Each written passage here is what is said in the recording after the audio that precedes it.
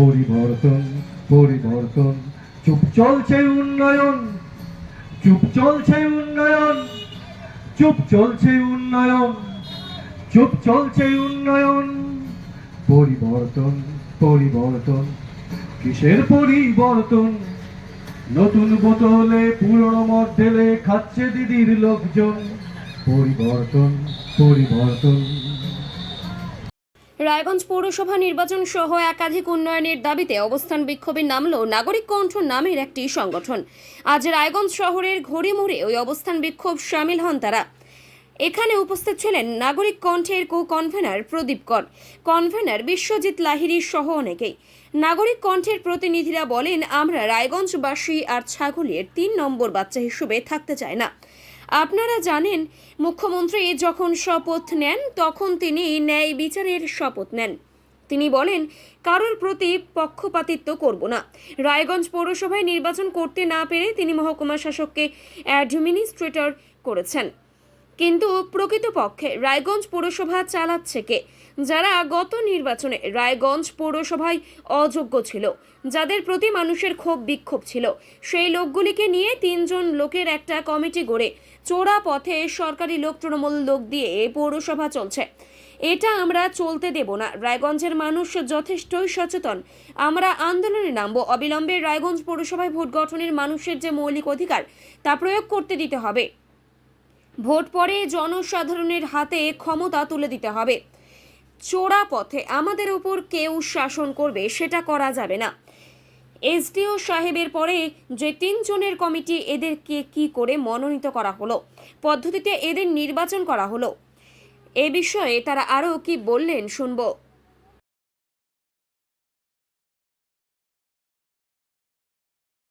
যদি বলেন।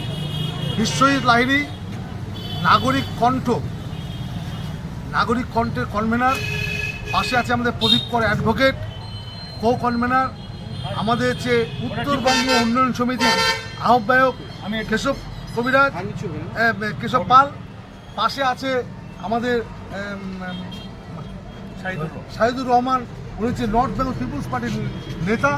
আর এখানে কামাখ্যা, ভারতীয় জনতা পার্টি। আর আপনারা তো জানেন, ইনি হচ্ছে বহু বছর ধরে সিপিএমের দায়িত্বে ছিলেন। বাকি অন্যান্য কার্যকর্তারা আছেন। বলছি, আজকে অবস্থান বিক্ষোভ কি কারণে? অবস্থান বিক্ষোভ আপনারা জানেন, রায়গঞ্জ পৌরসভা নির্বাচন না করিয়ে এখানকার জনগণের যে ভোগান্তির সৃষ্টি হয়েছে, এখানকার মানুষ আজকে অসহায়।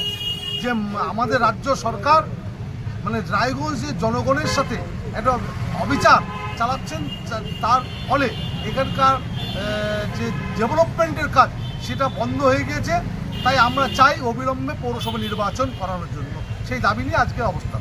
কিন্তু পৌরসভা নির্বাচন আপনারা যেটা চাইছেন সেটা কি স্বচ্ছভাবে হবে বলে মনে করেন? যদি তা না হয় তাহলে তো এই যা আছে সেটাই ভালো। শুনেন, স্বচ্ছভাবে এর আগেও হয়নি। এখানকার ক্ষমতা দখল করার জন্য বোমা গুলির মাধ্যমে কীভাবে পৌরসভা দখল করেছিল, আর আজকে যারা সত্তায় আছে তারাই দখল করেছিল। কিন্তু মমতা ব্যানার্জি স্বীকার করে নিয়েছে যে রায়গঞ্জ এবং ডালখোলা পৌরসভার কোনো উন্নয়ন হয়নি। আর যখন উন্নয়ন হয়নি, তারই মানে পৌর ভোট ছিল, উন্নয়ন করতে পারেনি, তাদের কি অধিকার রয়েছে তাদেরই নেতাকে পৌর প্রশাসক হিসেবে বসিয়ে রাখা? তো তার তো অধিকার নেই পৌর প্রশাসক হিসেবে বসিয়ে রাখা। তাই মমতা ব্যানার্জি যদি চায়, রায়গঞ্জের জনগণের যে হিত চায়, অবিলম্বে নির্বাচন করানো হোক। আর নির্বাচনে দুধ কা দুধ পানি কা পানি হয়ে যাবে। মানে 2017 সালে যার অঙ্গুলি হিলনে এই পৌরসভা ভোট হয়েছিল, তিনি এখন বিজেপির নেতা শুভেন্দু অধিকারী। তো সেই 2017 থেকে আজকে 2024 সাল, সেই মানে তাদের স্ট্রাকচারটা এখনও চলে আসছে। এবং যেটা শোনা যাচ্ছে যে সামনে উপনির্বাচন হয়ে গেলে নাকি রায়গঞ্জ, ডালখোলা এবং ইসলামপুর পৌরসভা চেঞ্জ হবে। আপনি কি মনে করেন যে এই চেঞ্জ হলে রায়গঞ্জের কোনো ডেভেলপমেন্ট হবে? শুধু রায়গঞ্জের ডেভেলপমেন্ট করতে গেলে রায়গঞ্জের লোককে নির্বাচিত হতে হবে, রায়গঞ্জের জনগণের দ্বারা ভোটের দ্বারা নির্বাচিত হতে হবে। মানে এখানে জোর বেজোর কেউ যদি সত্তাকে দখল করতে চায়, এখানকার উন্নয়ন কখনোই হবে না। কারণ যে যারা গুন্ডা মাফিয়া, যারা মানে অর্থের মাধ্যমে যারা নির্বাচন করাতে চায়, তারা যে নিজের স্বার্থ দেখবে, তোলা তুলবে, কাটমানি খাবে, তাছাড়া এখানকার কোনো উন্নতি হতে পারে না। এখানে নির্বাচিত প্রতিনিধির দ্বারাই এখানকার উন্নয়ন হতে পারে।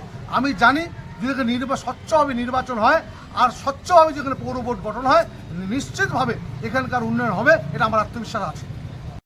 এখানে পরিদর্শনের পর পরিদর্শন চলবে, ভোট আসবে, ভোট যাবে, নেতাদের বড় বড় ভাষণ থাকবে, বড় বড় লেটার দেখাবে, আমি এই করলাম সে করলাম, প্রধানমন্ত্রীকে লেটার দিলাম, কেউ বলবে আমি মুখ্যমন্ত্রীকে লেটার দিলাম, কেউ বলবে ডিএমকে লেটার দিলাম, লেটারের পর লেটার যাবে।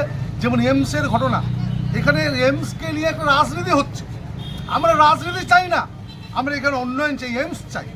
আর তাদের জমি অধিগ্রহণ করতে হবে, আর অধিগ্রহণ করার জন্য রাজ্য সরকারকে তার মানে সঠিক সিদ্ধান্ত নিতে হবে, তাকে পদক্ষেপ নিতে হবে, সদিচ্ছা থাকা চাই। কারণ আপনি জানেন আজকে এমসটাকে কেন দক্ষিণবঙ্গে নিয়ে যাওয়া হলো, কী কারণে নিয়ে যাওয়া হয়েছে? মমতা ব্যানার্জি বলছে বাংলা ভাগ চাই না। যদি উনি বাংলা ভাগ না চায়, উনি যদি মানে অখণ্ড বাংলার পক্ষে থাকেন, তাহলে উত্তরবঙ্গের এমসটা, রায়গঞ্জের এমসটা কেন কল্যাণীতে নিয়ে গেল?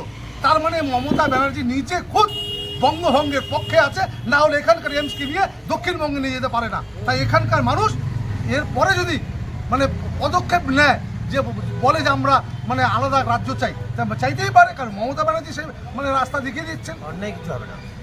গত এই ব্যাপারে শুনে একাধিক এমস হসপিটাল হতেই পারে, এর কোনো বাধা নেই, কিন্তু বিষয় হচ্ছে সেই জমি তো চাই, জমি তো অধিগ্রহণ করতে হবে। অধিগ্রহণ তো কেন্দ্র সরকার করবে না, রাজ্য সরকারকে অধিগ্রহণ করতে হবে। কিন্তু রাজ্য হোক আর কেন্দ্র হোক, সদিচ্ছা থাকা চাই। আমরা রাজনীতি করছি মানে এই না যে রাজনীতি করছি কোনো পলিটিক্যাল পার্টি কোনো নেতা জিন্দাবাদ জিন্দাবাদ করবো, ভোট আসবে ভোট দিব আর ভোট চলে যাবে, আমাদেরকে মানে সেই বারে বারে এমসের কথা বলবে আর প্রতিশ্রুতি দিতে থাকবে আর প্রতিশ্রুতি থেকে যাবে, এটা হতে পারে না। আমরা ভাষণবাজি চাই না, কোনো লেটারবাজি চাই না, আমরা চাই এমস চাই। আর এমসের জন্য আমরা আগামীতে বন্ধ ডাকতে যাচ্ছি, আমরা উত্তর দিনাজপুর বন্ধ ডাকতে যাচ্ছি। ডেটটা হয়তো আজকে আমরা আলোচনা বিকালে জানিয়ে দেব। বিষবাও জলে কি বলবেন? শুনেন, খালি কৃষ্ণকালীন বিধায়ক না, সমস্ত নেতারাই আমাদেরকে মানে মাকড়াঘাট আর বারসই রায়গঞ্জ রোড হবে হবে বলে দিনের পর দিন বলে গেছে, ভোট নিয়ে গেছে, কিন্তু বিষবাও জলের তলে তো আছে। আর বিষবাও জলের তলে আছে বলেই নাগরিক কণ্ঠকে আজকে এখানে বসতে হয়েছে ধর্নার জন্য, যে আমরা রায়গঞ্জ বারসই রোড চাই, অবিলম্বে চাই। কোনো ভাষণবাজি নয়, কোনো প্রতিশ্রুতি নয়, কবে কাজ হবে তার মানে ডেট তাদেরকে ঘোষণা করতে হবে। আমি প্রদীপ কর, স্থানীয় কোর্টের আইনজীবী আর এই নাগরিক কণ্ঠের কো-কনভেনর। বলছি আজকে এই অবস্থান বিক্ষোভের কারণটা কি? এই অবস্থান বিক্ষোভের কারণ, আমরা রায়গঞ্জবাসী ছাগলের 3 নম্বর বাচ্চা হিসাবে আর থাকতে চাই না। আপনারা জানেন যে মুখ্যমন্ত্রী যখন শপথ নেয়, শপথে ন্যায় বিচারের শপথ থাকে, যে আমি কোনো কারো প্রতি বায়াসনেস করবো না। উনি ইলেকশন করতে পারেন নাই, ইলেকশন না করে উনি এসডিও সাহেবকে অ্যাডমিনিস্ট্রেটর করেছেন। এসডিও সাহেব প্রশাসনের লোক, নিরপেক্ষ হিসেবে ধরে নিত। কিন্তু প্রকৃতপক্ষে মিউনিসিপ্যালিটিরা চালাচ্ছে কে?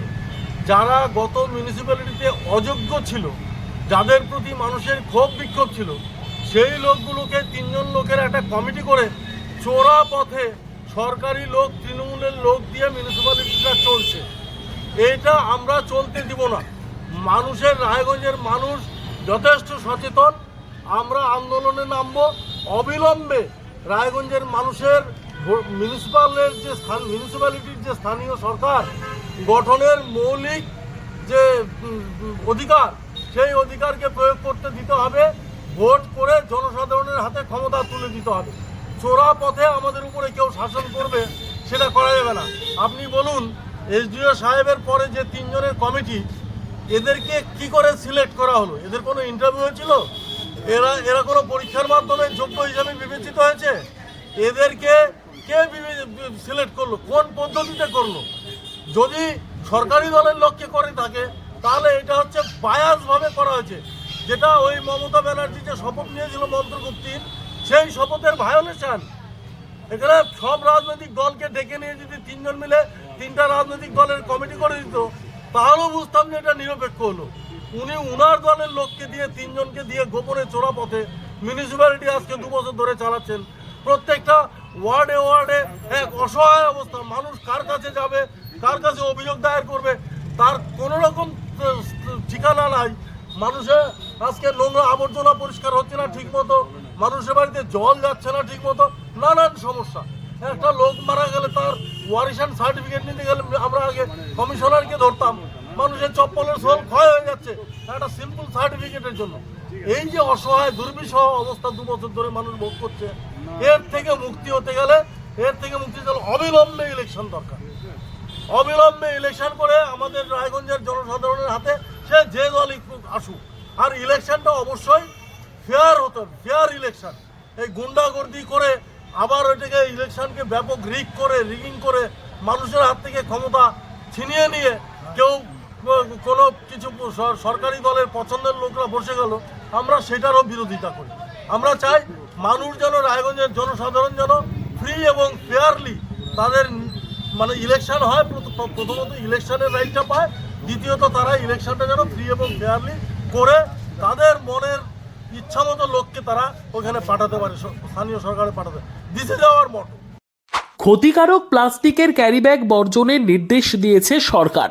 চারিদিকে চলছে সচেতনতামূলক প্রচার কর্মসূচি, রায়গঞ্জেও তার ব্যতিক্রম নেই। ক্ষতিকারক প্লাস্টিক পরিবেশকে চরমভাবে দূষিত করছে, এর থেকে নিস্তার চাই। তাহলে উপায় কি? চিন্তা নেই, রায়গঞ্জে চলে এসেছে বিকল্প ব্যবস্থা।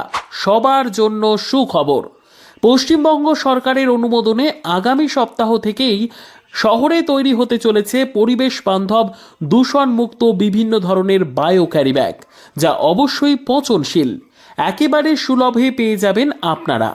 আগ্রহী বিক্রেতা ও ডিলারশিপের জন্য অতি সত্বর যোগাযোগ করুন আমাদের সাথে। আমাদের ঠিকানা ইকো ক্যারি ইন্ডাস্ট্রিজ, জেলখানা মোড়, রায়গঞ্জ, উত্তর দিনাজপুর। আমাদের মোবাইল নম্বর 7001178352 অথবা 9434171272 অথবা 8250161082 অথবা 9800217806।